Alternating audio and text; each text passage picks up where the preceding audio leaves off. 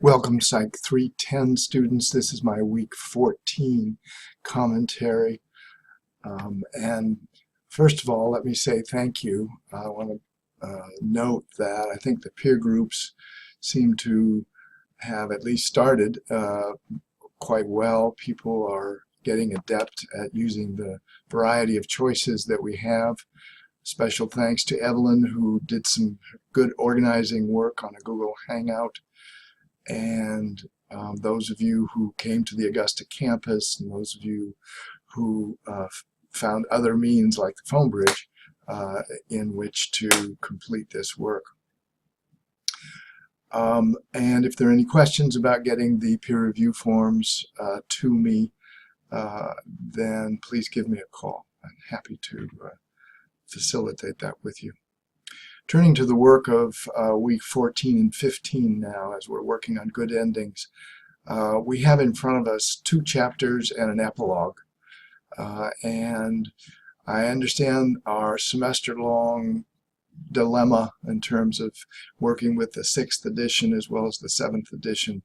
So with the 7th edition, this is chapter 16 for this week, and with the 6th edition, it's chapter 17. And then, of course, chapter 18 after that. The subject matter of this chapter is the self. And the self is a profound crossroads, really, where I think the science of psychology has to be extremely mindful of our limitations, what we know and what we don't know, what we can measure and what we cannot measure, and indeed what we claim to be true, and where we simply have to be more candid saying we don't know. So we get to the issues of what you know about yourself, the ontological self, the epistemological self,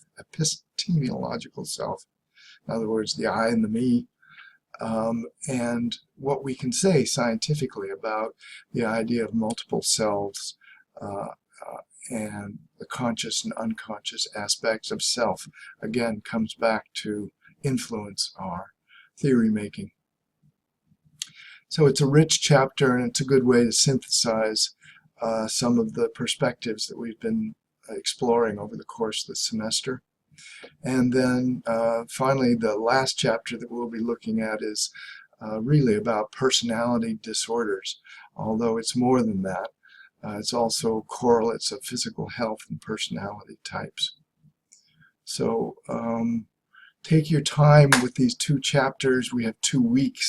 The epilogue you won't be tested on per se. Test 5 is open this week, and I'm hoping that you will complete the quizzes therein. The final test will be open next week as we work on good endings in the last part of our semester together. So I've put this marvelous image up on our website because I think it is in carefully observing the discovery of the self in infants that we learn so much about the nature of the self that is a core part of our lives throughout the lifespan. And so I hope we'll have some discussion of the discovery of the self as well as the nature of the self that Funder is covering in his final chapters. All right, I won't go on long this week because I know you have much to do.